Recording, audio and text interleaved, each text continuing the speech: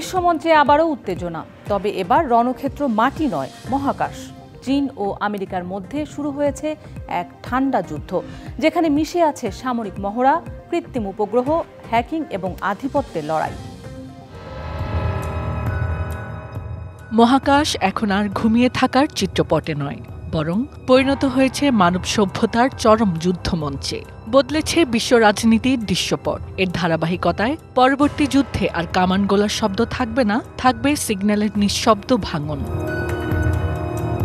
চীন গেল এক বছরে মহাকাশে পাঠিয়েছে 40টিরও বেশি সামরিক ও নজরদারি স্যাটেলাইট। বেইজিং বলছে তারা শুধু প্রতিরক্ষা সিস্টেম তৈরি করছে, কিন্তু প্রশ্ন উঠছে, তাহলে কেন এত গোপনে এই প্রকল্প?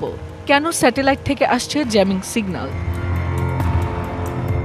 মার্কিন প্রতিরক্ষা বিশ্লেষকদের মতে এসব স্যাটেলাইট শুধু বৈজ্ঞানিক গবেষণার জন্য নয়, বরং যুদ্ধক্ষেত্রে যুক্তরাষ্ট্রকে অন্ধ করে দেওয়ার মতো ক্ষমতা রাখে।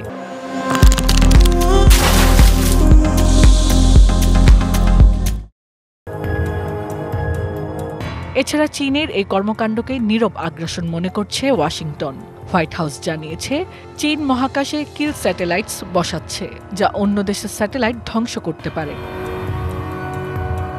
বিশেষজ্ঞরা বলছেন, এই মহাকাশ প্রতিযোগিতা আসলে দক্ষিণ চীন সাগর থেকে শুরু হয়ে এখন ছড়িয়ে পড়েছে পৃথিবীর কক্ষপথে।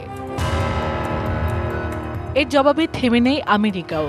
স্পেস এক্স, নাসা ও প্রতিরক্ষা বিভাগ একযোগে তৈরি করছে এক নতুন মহাকাশ নিরাপত্তা নেটওয়ার্ক, স্টারশিল্ড। এদিকে হ্যাকিং, সাইবার যুদ্ধ, কৃত্রিম বুদ্ধিমত্তা এবং কোয়ান্টাম কম্পিউটারের প্রতিযোগিতা এই সংঘাতকে আরও জটিল করে তুলছে। ফলে এখন শুধু সীমান্ত নয়, যুদ্ধ হবে ডেটা নিয়ে, আর রণক্ষেত্র হবে আকাশের ওপারে, বিশ্ববাসীর চোখের অগোচরে। প্রশ্ন একটাই, এ ঠান্ডা যুদ্ধকে একদিন উত্তপ্ত করে তুলবে মহাকাশকে। Hasna Akter, DBC news desk.